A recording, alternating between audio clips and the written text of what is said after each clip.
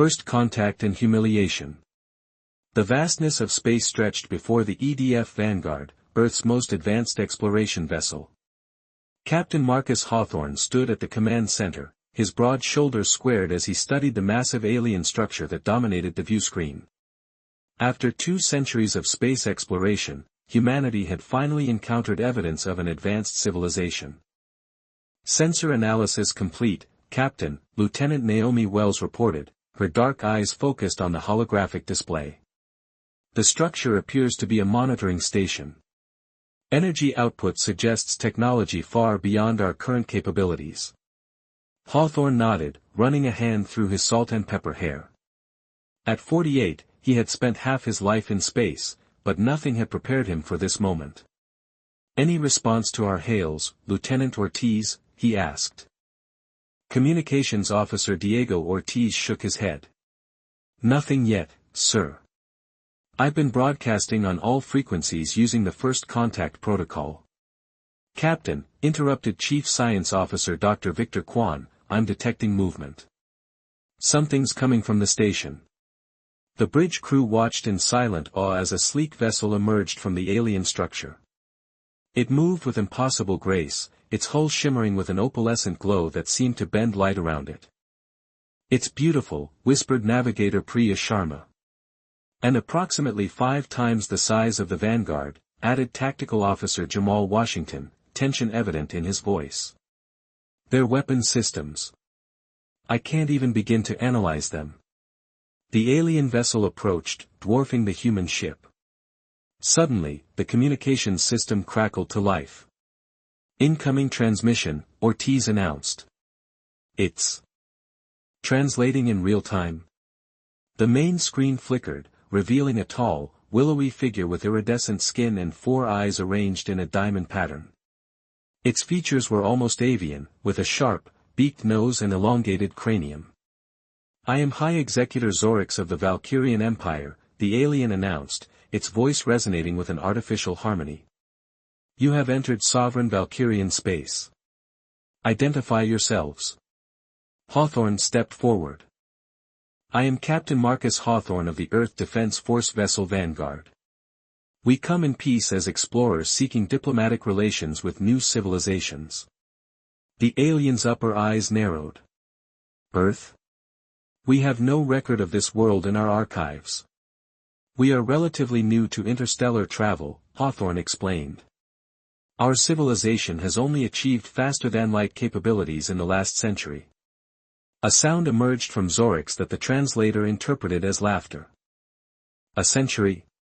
The Valkyrian Empire has ruled this sector for 15 millennia. Your vessel's propulsion system uses primitive antimatter catalyzation. We abandoned such inefficient methods 9,000 years ago." Hawthorne felt his jaw tighten but maintained his diplomatic demeanor. "We would welcome the opportunity to learn from your advanced civilization. Perhaps we could establish diplomatic relations." "Relations?" Zorix interrupted. "What could your species possibly offer the Empire? Your technology is primitive, your resources unremarkable." The alien gestured dismissively. "However, the Emperor is always curious about new species. You will follow our vessel to the nearest administrative hub for proper cataloging." "Cataloging?" Hawthorne questioned. "Yes. All non-advanced species are categorized for potential use within the Empire. Labor, research subjects, or perhaps entertainment. Your physical capabilities will determine your classification." The atmosphere on the bridge turned icy. Hawthorne squared his shoulders. "With respect, High Executor, humanity is not interested in being catalogued. We are an independent species seeking mutual respect and cooperation." Zorix's 4 eyes blinked in sequence. "Your preferences are irrelevant. You will follow our vessel or be destroyed as a navigational hazard. You have 3 of your minutes to comply." The transmission cut off abruptly. "Options?" Hawthorne asked his senior staff. Dr. Kwan spoke first. "Their technology is centuries beyond ours. We can't fight them. But we can't let them classify humanity as some kind of resource either, Washington countered. Hawthorne nodded. Lieutenant Wells, what's the status of our experimental jump drive? Wells looked surprised. The quantum displacement drive? It's untested beyond simulations, sir. Using it could tear the ship apart. Or it could get us out of here to warn Earth, Hawthorne replied. Plot a course back to the Sol system. Ortiz, send a complete data package back to Earth Command. Include everything we've learned about the Valkyrians. As the crew prepared for the desperate escape attempt, the alien vessel fired a warning shot that passed barely 50 meters from the Vanguard's hull. They're charging weapons for a direct hit, Washington reported. Initiate quantum displacement. Hawthorne ordered. The experimental drive engaged with a ship-wide shudder. The stars on the view screen stretched and twisted as spacetime folded around the vessel. For a terrifying moment, reality itself seemed to fracture, then the Vanguard shot forward at impossible speed, leaving the Valkyrian vessel far behind. 6 months later, the situation had deteriorated drastically. The Valkyrians had tracked Earth's location and established a blockade around the solar system. 3 Earth outposts had been destroyed in disciplinary actions after refusing to submit to imperial authority. In the underground war room beneath Geneva, Earth's defense leaders gathered to assess their increasingly dire situation. The Valkyrian fleet now numbers over 50 vessels, Admiral Jackson reported to the assembled military command. Each one capable of neutralizing our entire defense fleet. They're toying with us, demonstrating their superiority before they move in to claim Earth. Captain Hawthorne, now promoted to Fleet Tactical Advisor, studied the holographic display showing the Valkyrian blockade. They consider us primitive, barely worth their attention. That's their weakness. Admiral Jackson raised an eyebrow. Explain. Hawthorne highlighted an anomaly in the sensor readings. Our analysis of their technology shows it's incredibly advanced but also standardized. 15,000 years of unchallenged dominance has made them predictable. Gar. Quan, who had been working with Earth's top scientists since their return, added, we've been studying the data from our encounters. Their neural interface technology, while sophisticated, operates on predictable quantum frequencies. They've optimized a single technological path and stopped exploring alternatives. So what? Asked General Rivera. They're still thousands of years ahead of us. But they're not adaptable, Hawthorne insisted. Humanity's greatest strength isn't our technology, it's our creativity under pressure, our ability to find unconventional solutions. Dr. Quan activated another display showing a schematic of a new device. We've developed a prototype that exploits a vulnerability in their neural interfaces. It's based on technology they would consider obsolete and therefore wouldn't defend against. What kind of technology? Admiral Jackson asked. A quantum resonance disruptor, Dr. Quan explained. It uses principles they abandoned millennia ago because they found more elegant solutions. But those elegant solutions have shared vulnerabilities. Hawthorne pointed to the blockade formation. Their ships are networked via quantum entanglement. If we can disrupt that network, we might be able to create enough confusion to break through their lines. With what objective? General Rivera demanded. We can't defeat their fleet. No, Hawthorne agreed, but we can reach their administrative hub. The same one they wanted to take us to for cataloging. Our intelligence suggests it's lightly defended because no primitive species has ever posed a threat. Admiral Jackson studied Hawthorne with newfound respect. You're suggesting we take the fight to them?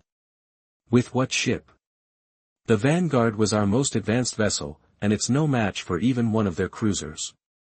Hawthorne's expression hardened with determination. That's why we need something they won't expect. Something they'll dismiss until it's too late.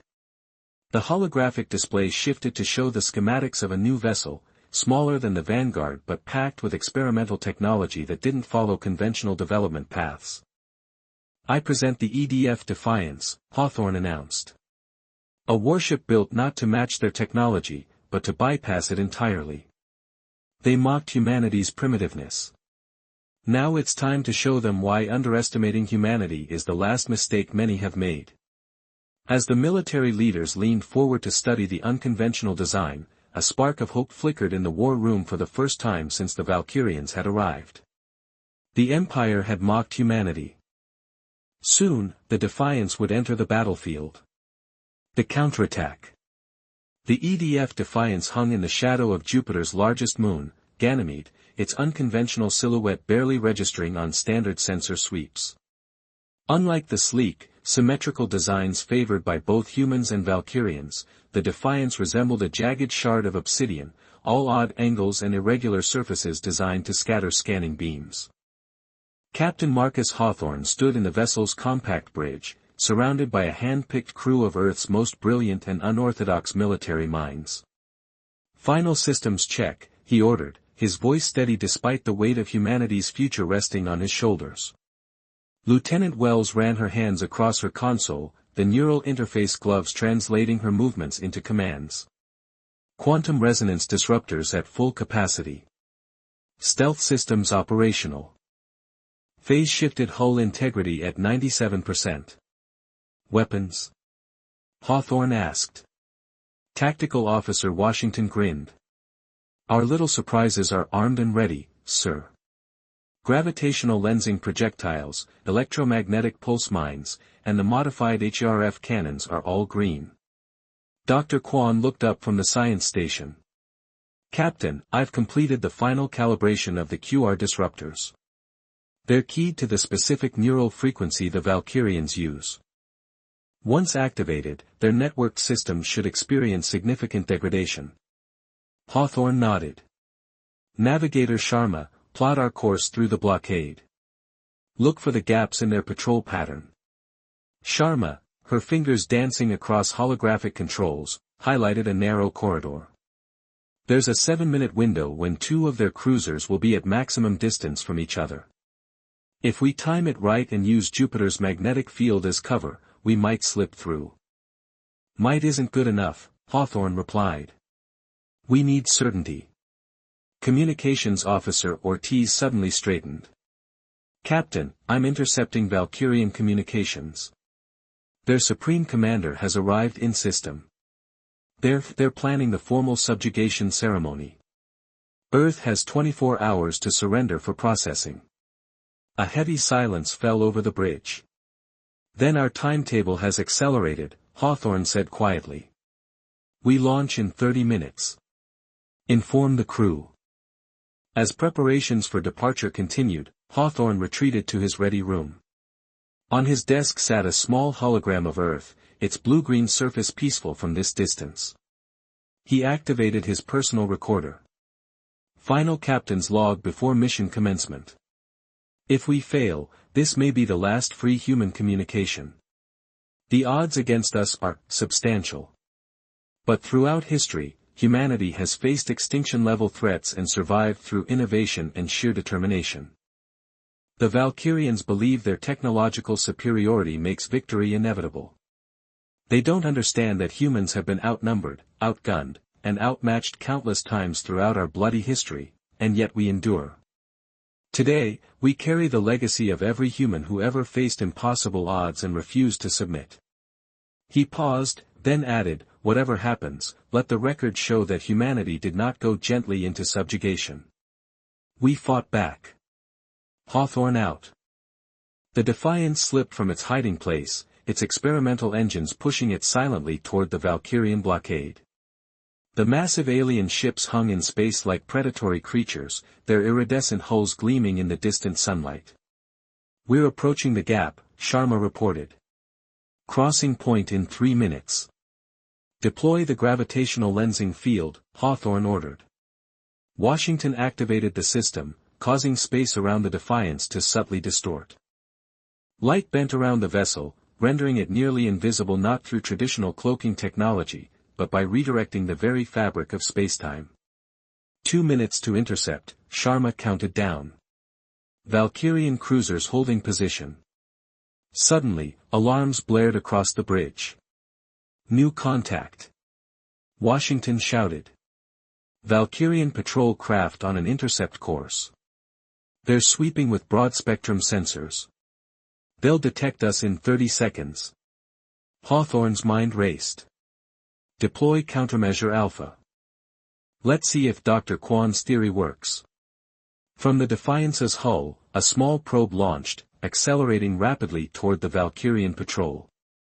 As it approached, it began broadcasting on an ancient frequency, one that predated the Valkyrian Empire itself.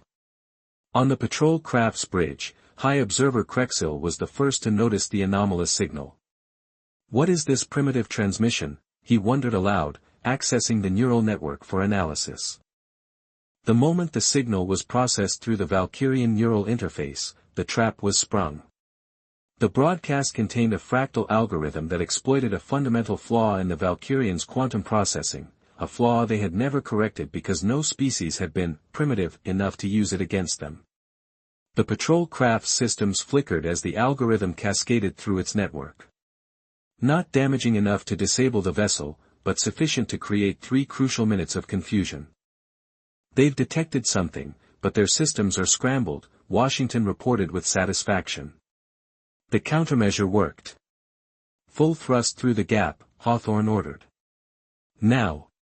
The Defiance surged forward, slipping between the massive Valkyrian cruisers before their crews could respond to the patrol craft's garbled warnings.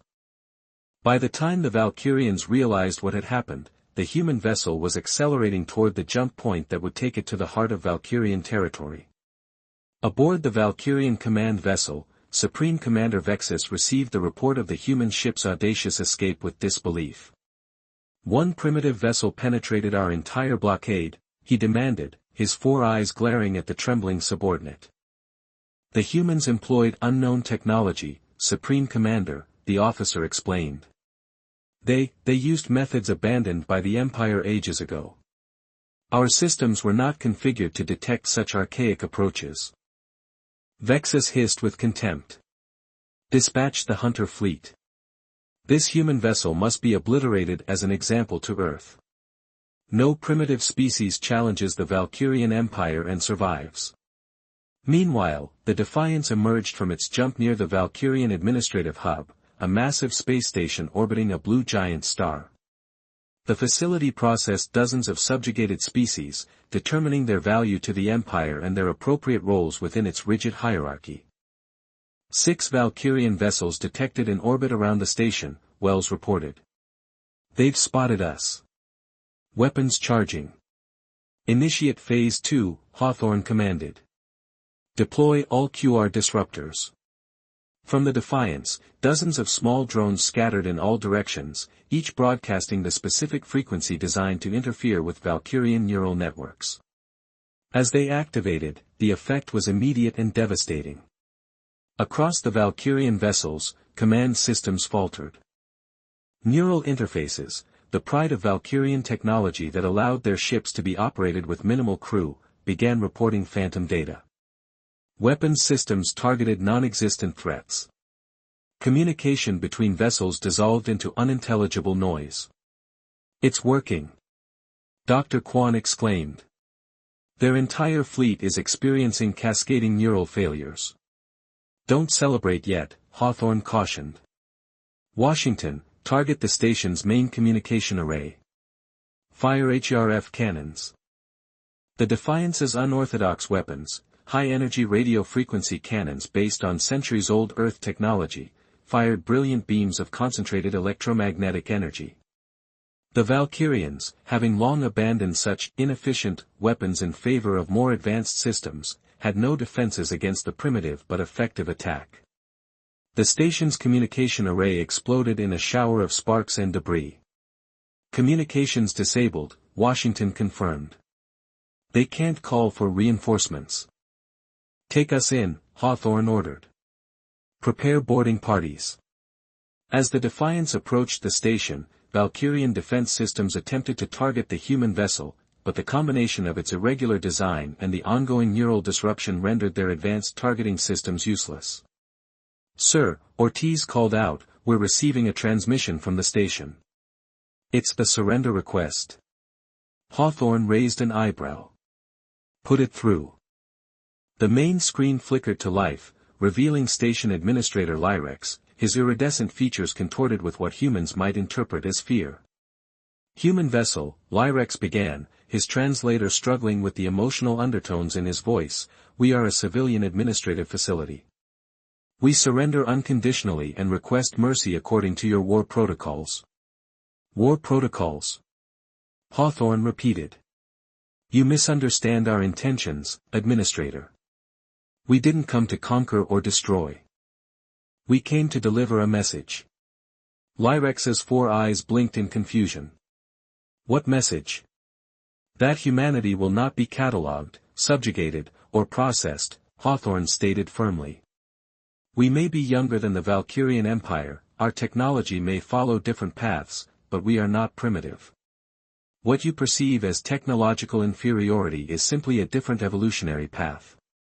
He gestured to Dr. Kwan, who transmitted a data package to the station. "This contains evidence of what happens when you underestimate humanity. Your neural networks, the pride of your empire, were defeated by technology you considered obsolete. Consider what might happen if you force us to become truly hostile." Administrator Lyrex studied the data with growing alarm. "This is impossible. No species has ever challenged the Empire this way." Hawthorne finished. "Perhaps that's why you've grown complacent. Humanity thrives on challenges. We've spent our entire history overcoming them. If you force this conflict, you may win eventually through sheer numbers, but the cost will be beyond anything the Empire has experienced in millennia." Before Lyrex could respond, Lieutenant Wells reported urgently, "Captain, multiple Valkyrian signatures detected. The Hunter fleet has arrived." On the view screen, a dozen massive Valkyrian warships materialized, led by Supreme Commander Vexus's flagship. "You have nowhere to run, human," Vexus's voice boomed through the communication system. "Your primitive vessel will be reduced to atoms as an example to your species." Hawthorne smiled thinly. "You still don't understand what you're facing, Commander. Administrator Lyrex, I suggest you evacuate your station immediately."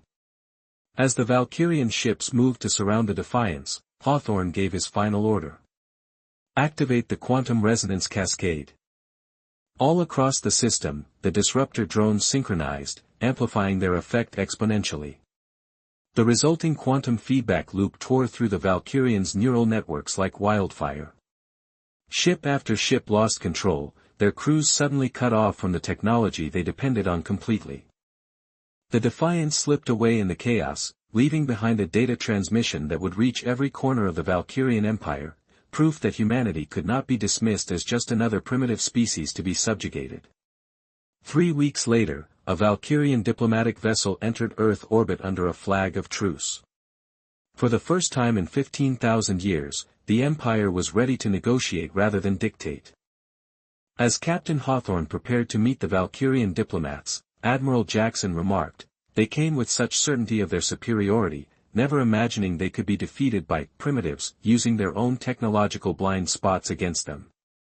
Hawthorne nodded. "That's the lesson they needed to learn about humanity. We don't follow predictable paths of development. We adapt, we improvise, we overcome. And we never, ever accept subjugation." The Empire had mocked humanity. Then our warship entered the battlefield, and everything changed.